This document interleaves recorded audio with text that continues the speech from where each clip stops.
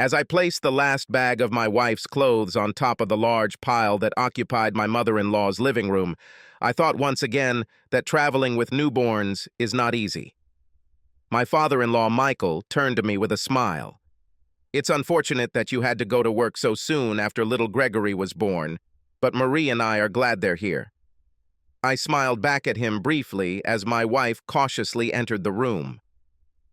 Only 3 days have passed since the cesarean section. Lexi looked tired, but beautiful. The pale smile with which she turned towards me made me realize how much this small movement had sapped her strength. She gratefully allowed her mother to help her into the easy chair I had carried just a few minutes earlier, and her contented sigh let me know that she planned to spend a lot of time there during my absence.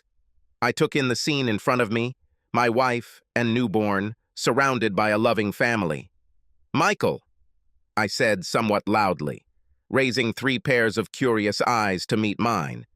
"Do you remember what you said at our wedding when the priest asked, 'Who is giving this woman in marriage?'"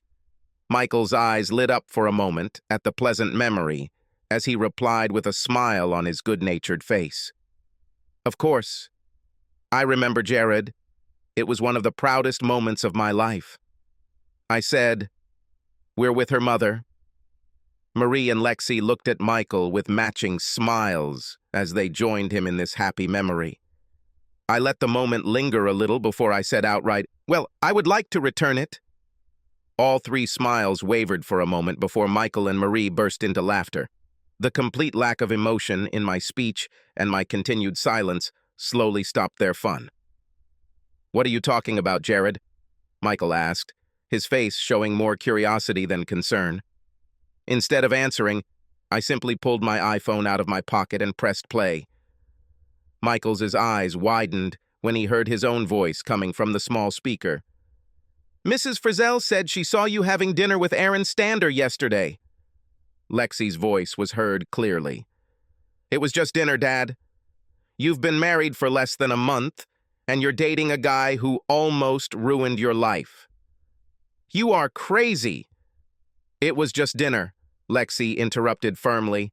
"Aaron just wanted a chance to say goodbye properly, and with all this wedding craziness, we couldn't get together sooner." "You better be careful," Michael's voice warned, "if Jared found out." Lexi cut him off. "Jared won't find out, and I don't plan on ever seeing Aaron again, so you can relax." I put the phone back in my pocket as the recording ended. "You're not going to leave my daughter because of one date that happened almost 10 months ago?" Michael asked incredulously. His wife and daughter seemed equally shocked as they sat behind him. "No," I answered quietly.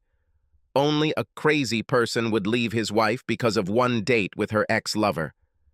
I tried to put the emphasis on ex as I slowly turned my gaze to the small crib containing the newborn baby. 2 pairs of eyes slowly followed mine, widening in growing horror as the realization of what I was saying finally dawned. As for my future ex-wife, she covered her face with her hands, quiet sobs shaking her entire body, when the real reason for the sudden move to her parents dawned on her. I took in the scene once more, finally allowing the sadness I had been holding in to wash over me. All my hopes and dreams were over before they even began. I turned to the door. "The rest of her things will arrive with movers later today. Please understand that, as far as I am concerned, our relationship and marriage are not valid. I have no desire to ever speak to your prostitute daughter again, and I would appreciate it if you could convince her to simply sign the divorce papers when they arrive." And with these words, I walked out the door to start all over again.